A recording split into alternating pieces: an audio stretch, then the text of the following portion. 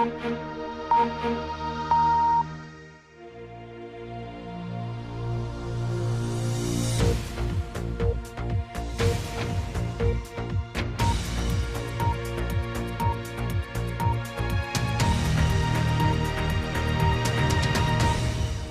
barka da zuwa ɗakin watsa shirye-shiryen BBC a nan London ga takaitattun labaran duniyar da kuma wasanni. Mahukunta a Najeriya sun ce ambaliyar ruwa ta yi sanadin mutum fiye da 300 tun daga watan Yuli. Shugaban Najeriya kuma Muhammadu Buhari na halarta babban taron Majalisar Ɗinkin Duniya a New York, wanda Sakatare Janar Guterres ya buɗe da wani babban gargaɗi. Ko sake sarrafa robobi na yin tasiri a kokarin da ake na kare muhalli, muna ta da karin bayani. Hukumomi a Najeriya sun ce mutane fiye da 300 sun hallaka, wasu sama da 100,000 kuma sun bar muhallinsu sakamakon ambaliyar ruwa a faɗin ƙasar tun daga watan Yuli. Ruwan ya lalata ɗimbin gidaje da gonaki. Najeriya dai na fama da ambaliyar ruwa mafi muni a cikin shekaru da dama. Daga Abuja ga rahoton Isaac Khalid.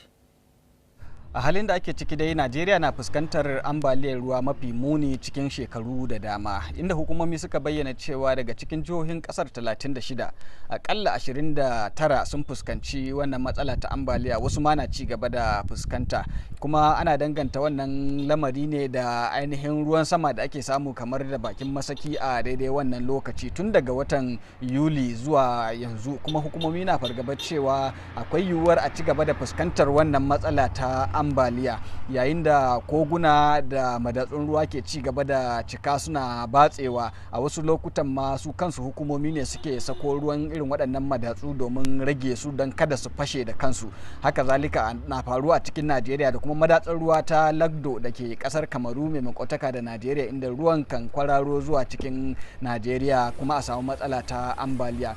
Masana dai na cewa wannan duka alamomi ne na illa ko matsala ta sauyin yanayi, yayin da a bangare guda wasu masanan ke cewa ana ci gaba da samun mummunan hasara ne saboda rashin daukar matakai na takaita tasirin ambaliyar, yayin da a bangare guda kuma ba a daukar matakai na kiyayewa, musamman kwashe mutane daga yankuna da ake jin za su iya fuskantar ambaliya.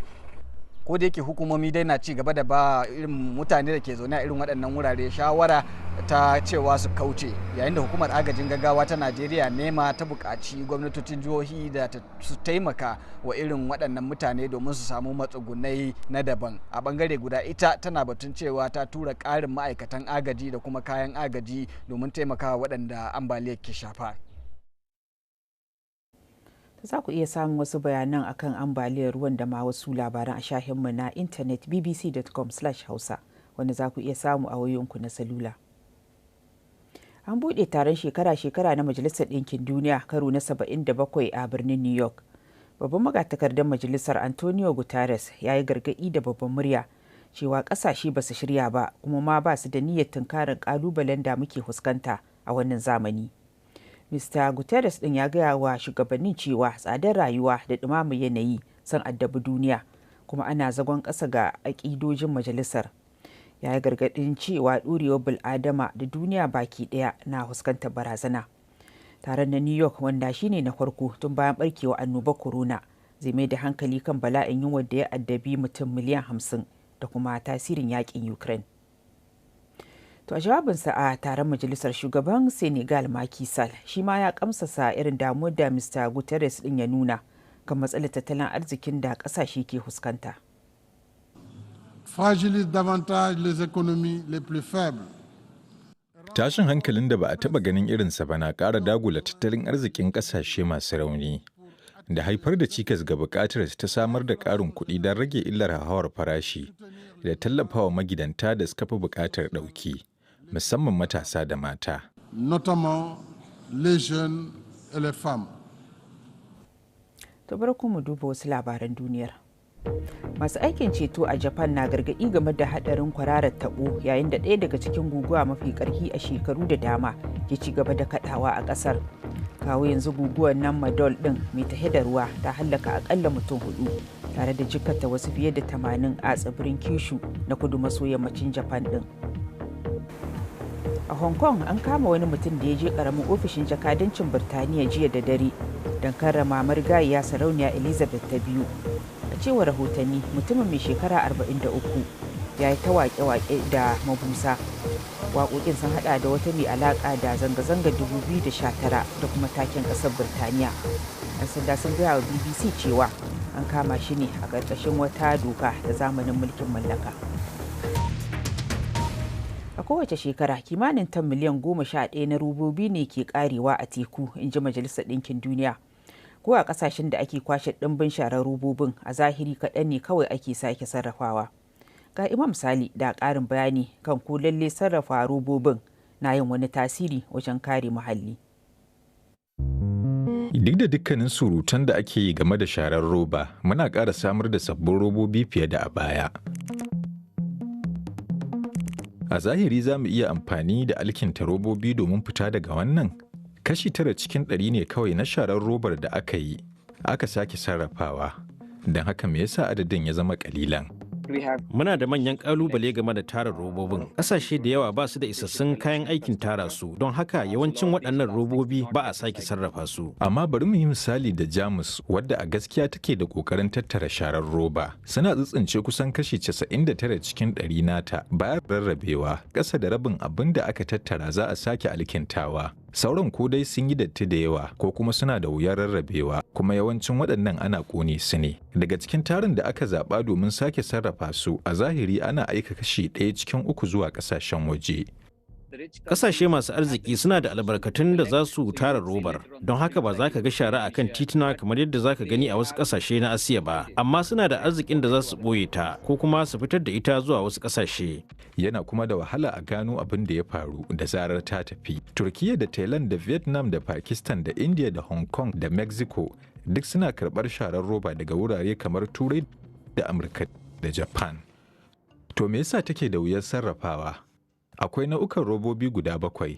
Na farko shine kwalaban abubuwan sha ko PET, ɗaya daga cikin mafi sauƙin alkintawa. Galibi ba su gurɓata sosai. A Turai ana tattara kashi 60 cikin 100 na kwalaban na PET, amma ƙasa da kashi 1 cikin 3 nasu ne za su zama sabbin kwalabe. Wasu daga cikin robobin kan rasa nagartarsu a lokacin aikin sake sarrafa su. An yi amfani da kashi 31 cikin 100 zuwa tire kamar wannan.